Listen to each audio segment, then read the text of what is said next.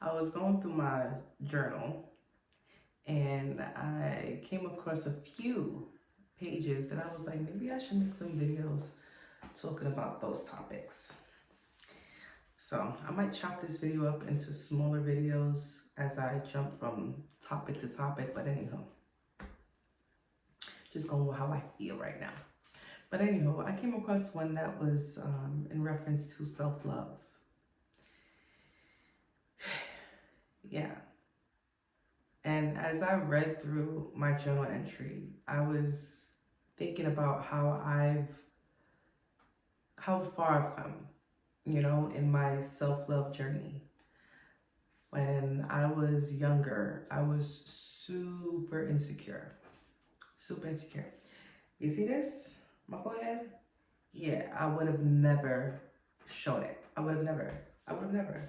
When I found out about bangs, the bangs, I used to rock that religiously. Religiously. If I could cover my forehead, I would. Because I always thought to myself, like, damn, girl, you got a big ass forehead. And I was insecure about it. I mean, why wouldn't I be, right? I was young, watching all these other people with smaller size foreheads. And I'm like, dang, you were just blessed, you know? And I also struggled with my teeth.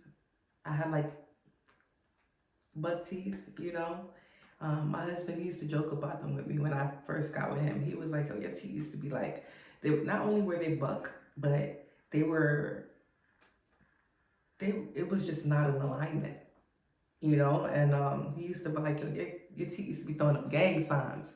So funny, but it was kind of true, Um, So yes, I was insecure with my forehead. I was insecure about my teeth, not being as straight. What else? Oh, and when I was in middle school, before I got a booty, my calves were the first thing that came in. Like my calves, they were so huge. Like they were so huge. Like I was like what, 11, 12, and my calves were growing so big. I couldn't, I was insecure. This skinny girl with thick old calves. And I'm just like, what is this? But I didn't realize that my body was, growing into, like I would have eventually grew into my calves. I didn't realize that, but the calves came in first. So it was just, for me, it just looked awkward and my body was just misaligned. Like skinny with big calves was looking crazy. So, but years later, as my body developed, I was like, oh, okay, the calves is matching the booty and the booty's matching the thighs, so it made sense. But that didn't stop me from being insecure when everything was happening at that time. I was just like, goodness gracious, like, why did God create me like this? And so going from there, growing up, and even as I didn't fix my teeth until after I got married. So, and I would say maybe like, oh my gosh, I want to say like 6 or 7 years into my marriage is when I wouldn't get the numbers right, but anyway, it was a long time after. I was in my 20s when I got my teeth fixed. Well, I got braces. So I grew, like I said, I went through different stages with my insecurities, and and of course, being an adult with braces. Yeah, I was insecure during that phase, but I was committed to the cause. I said, you know what, this is gonna have a long lasting effect. I'm gonna be able to smile and be confident in my smile. So it all worked out. But regardless of that, I went through so many phases of feeling like insecure, and throughout the process, and then we have social media where you could compare and contrast how you look versus how other people look, and you're just like, dang, like I think I'm supposed to be looking like that, or just feeling inadequate. And honestly, I would say that I found true self love within my, like I started working on my self-love myself, I would say the year after COVID in 2021, when I had my ego breakdown. I talked about this in my book. When I went through my ego breakdown, it was like God stripped me away from everything that I thought I knew about myself. Like, honestly, like, He stripped away the insecurities. If I going through a spiritual awakening, the kind of that I went through, I was stripped away from the identity that I used to have, which was I'm insecure, I'm not good enough, um, uh, uh, um, I should be more like other people, maybe I should dress like other people, um, just just I was so disconnected from myself. Before the spiritual awakening, I didn't realize how disconnected I was from myself until I went through my spiritual awakening. And through my spiritual awakening, I went through depersonalization, where, like I said, the best way to explain is I was stripped away. I had nothing. So I was like, in the book I discussed it like being like outside of myself. Like I'm watching myself experience life. You know how like a car will go on autopilot? Like I'm just my body's in a natural rhythm. You got okay, for an example, like you ever been, for the drivers out there, you ever guys ever been driving? And this is really bad actually. Um, you guys ever been driving and you zone out, but your body is still moving? Like it's so an autopilot that you could zone out and be like, yo, how the hell did I get to my destination? Like, not saying that you're not paying attention to the road, but like, oh my God, I don't know listen, I don't want y'all thinking I'm a crazy ass driver for doing that, but no, like I've experienced it a few times when I was driving. Like I got to my destination safe and sound. I knew my autopilot knows when to stop, follow the red light, and follow the green light, and make sure you're checking. My body knew what to do, but in my mind, I disassociated for a moment, and I'm like, oh shit, I'm driving. Like that's happened a few times before. Don't judge me. I don't know. It's happened. It's happened. But nobody was harmed in that process. I'm just throwing it out there. But anyhow, that's what it felt like when I disassociated myself. I disassociated from myself during my spiritual awakening. And it was a blessing. At the time, it felt like a curse. But it was a blessing because being in this body and then feeling like nothing that this body had to offer was good enough for me, and I'm worried about how if it's good enough for other people. When I went through that, and I have to mention God because I felt like I found God in that moment. Like I always prayed and I've always had my own personal relationship with God, but I feel like when I felt like God wasn't answering my prayers, I feel like that's when I found God again, like through myself. And that's why I'm so like in love with spirituality, because it gives me that space to appreciate God within myself. But listen, so when I went through, like I said, when I went through the phase and I disassociated from myself, I had the I don't want to say it's a rare opportunity, but many may not ever experience that. But I had a beautiful opportunity to find myself when I thought I lost myself. And through the spiritual awakening, that old self was not even who I was supposed to be. That old self was operating on a system where it catered to everybody else and what they want, what the world wanted of me. To look like this, to talk like that, to be like this. But I lost sight of my spirit and like who I wanted to be. So I had a chance to reconnect with myself. Through that spiritual awakening, I had the opportunity to reconnect with myself and find out like, who are you? Who are you? Not the you that everybody else is telling you to be. Who are you? Let's work on that. Like, what do you love? This is the body that you're in. You need to appreciate that.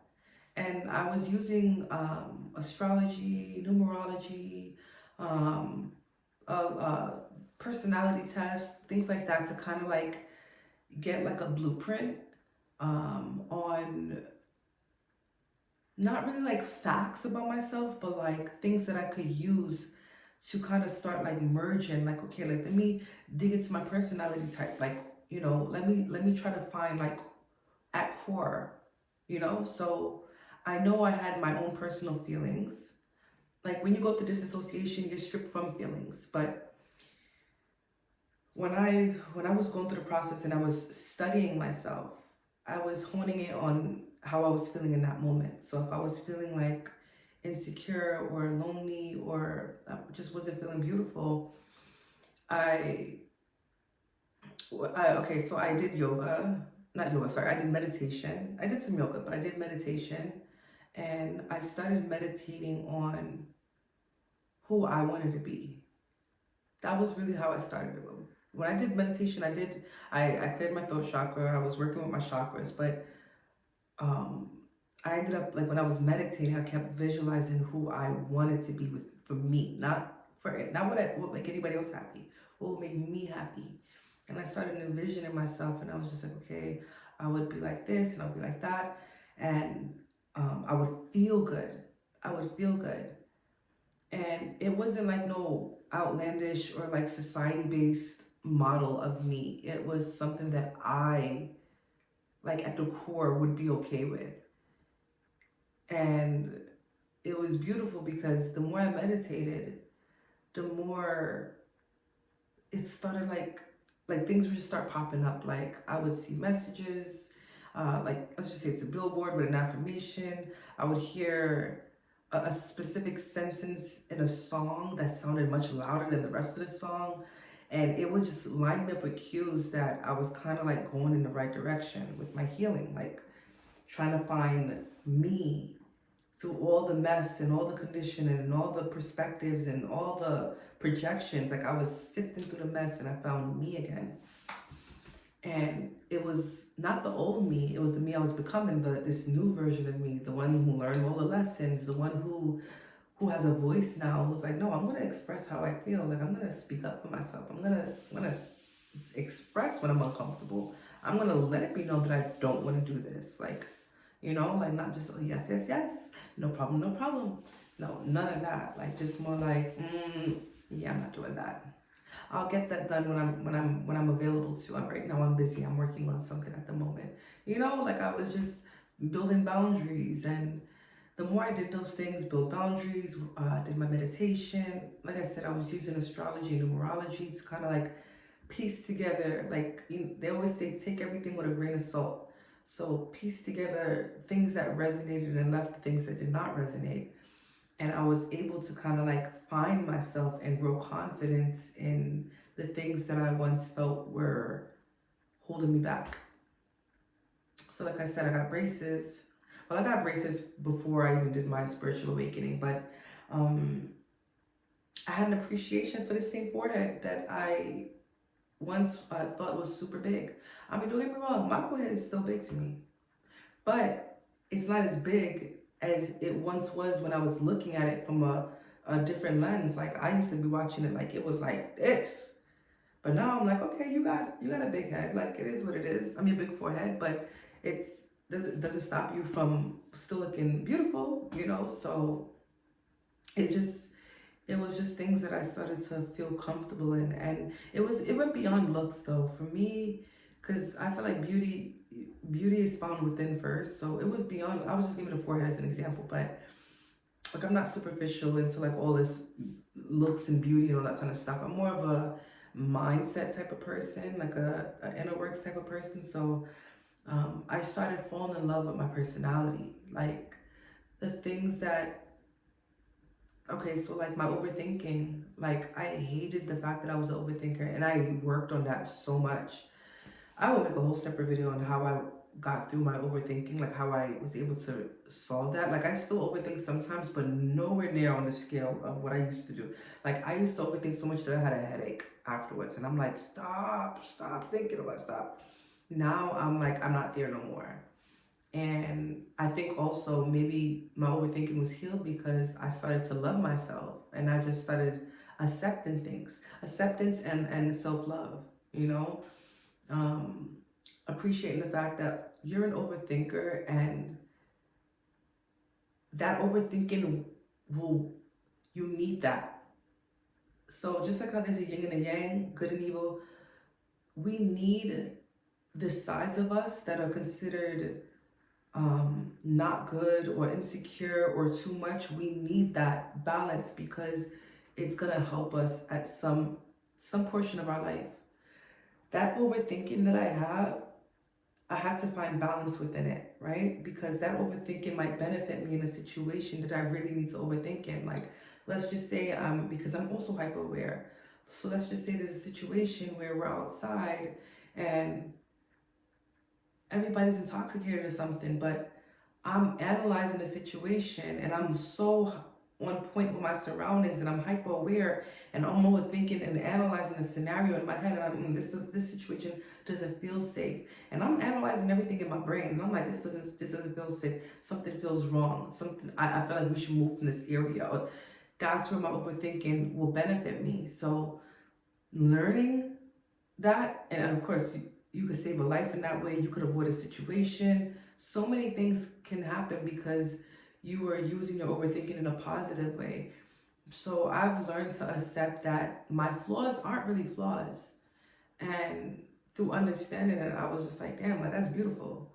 You know, the things that I thought were so bad, they're not really bad. Like I said, I used to, if I'm going back to the physical, like I used to think my forehead was super big. No, I just started telling myself, I said, even though I know it's not true, like having a physically big brain, but I'm like, you're very smart. So, you know, you need something to hold that. Yeah, I'm gonna move on for that. I'm gonna move on for that. But I like the example I gave about the overthinking better. So, but that's what I'm talking about. Like, just the things that I thought were so terrible, they're not as terrible. You know, my sensitivity, again, like through discovering myself, I realized, like, damn, so everybody that knows me in my personal life, they were like, yo, she a little thug gangster with her emotions. Like, she don't really be like showing her emotions too much. She always saying she good, she good, she good. She you know, life is okay. But I know deep down things be bothering her, and they do. But because I always have it in my head, like other people have it worse, or try to like get over these emotions. I mean, now I've come a long way from that, because again, through self-love, I understand that since I'm the vessel, I am allowed to, and this is for everybody. Forget even just being a vessel. We're all vessels, technically. We're in a body. This is the vessel. But being allowed to experience emotions without holding on to them like they're yours to keep. And I hope I'm looking at the camera right. Holding on, you know, we're not supposed to hold on to emotions like this depression is mine, I don't want to let it go, or this anger is mine, I don't want to let it go. No, like being allowed to experience emotions and knowing that that's a part of life. Like, we're supposed to grieve, we're supposed to be angry, we're supposed to have moments of extreme excitement, we're supposed to have moments of where you do feel a fear. This is what helps you distinguish between each emotion. So we are here to experience these emotions. We're not here to sit in them for too long, you know. We're just here to kind of like let them flow through us, you know. Just they enter your system, you experience it a bit. Oh, that's an interesting feeling, you know, and you associate it to why are you feeling it, or whatever. It's part of the process and an experience, and then you release. And I feel like we all should be releasing it in a creative manner, not in a manner that affects other people in harmful ways, you know, but expressing it like through art, painting, writing, singing, you know, or giving back to others, you know, in a humanitarian way. But yeah, so by going through my spiritual awakening and discovering myself through the process, and through discovering the beautiful traits that I had about myself, I was just like, wow, like I'm a really beautiful soul in the inside, you know, like I'm like this whole version of me who was caring, who overgave, who was kind of like feeling like a rug on the floor, like people just walking all over her. she was still a good person, but now I'm refining her where she has boundaries, where she could still be that person. I could still be that person who's nice and sharing, but not overgiving. Not being the doormat. Like, just having boundaries and having self respect for myself, because it's part of what makes me feel good about me, is knowing that I'm taking care of me. I got my back. If there's anybody in the world that's gonna have my back, it's me. And I'm not malicious in the way I'm maneuvering. I'm still a good person. So I was able to grow self-love within myself, and I appreciated everything that came with. Big forehead, big calves, overthinking. I understand why God created me the way he did.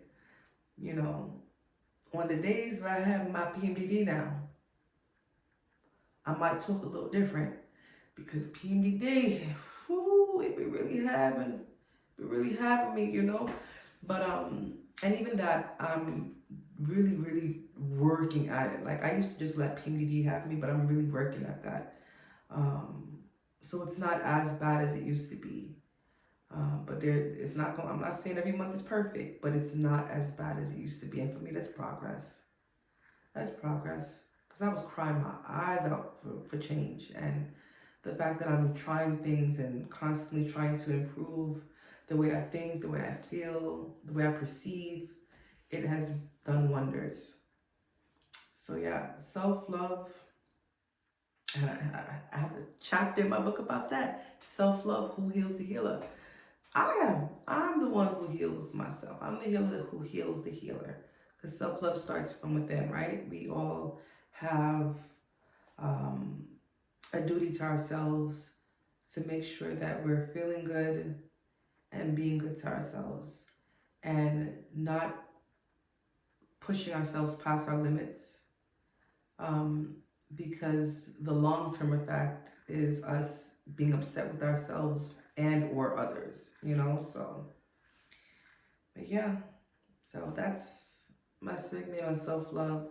And just to kind of wrap it up again, there are things that you could do to cultivate your self-love. Like I said, for me, it went through studying myself, using tools, like I said, like astrology, numerology, doing a personality test to kind of like get a baseline of like, and again, I wasn't just reading these things and saying, oh, it says that I'm a liar, so I'm a liar. No, no, no. Like, that's why I said take things with a grain of salt. Like, when you use these tools, even when they say like, oh, well, they say, because I'm a Sagittarius, they're like, well, all Sagittarius act like da da da da. No, no, no. You take what resonates, because everybody is different.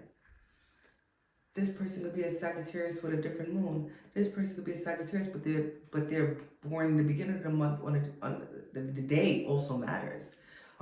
This person is a Sagittarius, but they have an INTJ personality type. This person is a Sagittarius, but they're a generator by human design. You get what I'm saying? So, and I might make a video talking about the different tools that I used and what I found out about myself. But through those tools, I've taken what actually resonated, meaning that if, like, there were things that my husband had shared with me about my personality that I just couldn't see. I'm like, what are you talking about? That's not me. That's not me. And then, you know what? When I did my research, like, on my personality type, it was like, it named exactly what he was, the same thing, the trait that he mentioned. It was like, yeah, this is the type of trait that you guys would have. And I'm studying it, and I'm like, oh, okay, well, that's why I feel that way. Oh, okay. So I will take some things that resonate. Or if it's not something that he said, it'll be something that I know. So if it's like, okay, like I'm very introspective, they'll be like, okay, people with INFP personality types are they're introspective. I'm like, see, now I kind of understand a little bit more. And the fun thing about learning about yourself is that, well, at least for me, I found out through learning myself, I understand the world much better, because we all make mistakes. We've all failed ourselves at one point. We've all cried before. We've all shared all of these different emotions. And at different times. So it's like we can relate to each other. We can understand like, yo, I know why that person want to smack a bitch. I know why she want to smack a bitch. I would want to smack a bitch if I was in that situation. Learning about myself. What situations would happen? What situations would need to happen for you to feel like you want to smack a bitch? Well, it would have to be somebody who first tried to put their hand on me. I want to smack a bitch. So now when I see somebody, I'm like, damn, she smacked that bitch.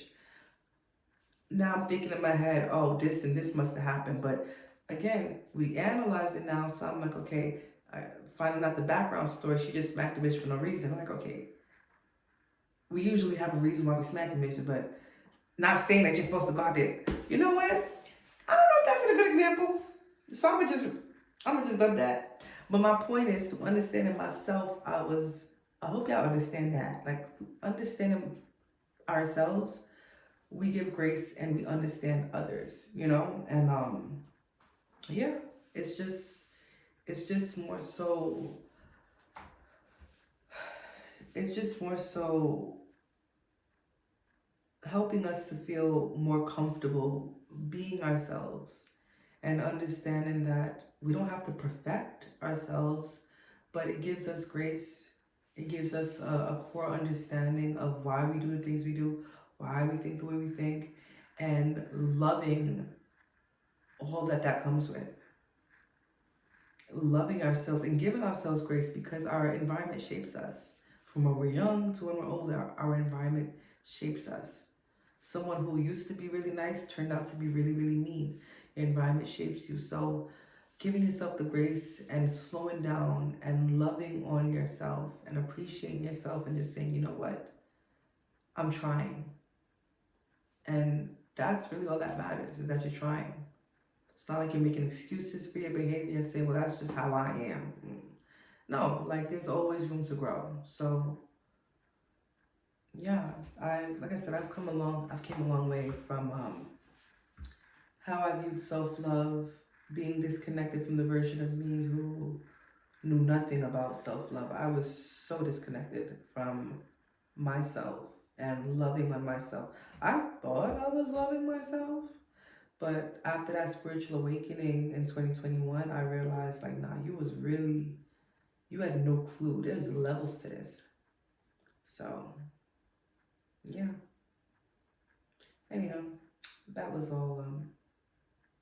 I don't really be knowing how to end these videos. I just be ending them so abruptly, but yeah, that was all for that segment. If I have it in me, I might record another video for another topic that I was going through in my journal. But yeah. Toodaloo.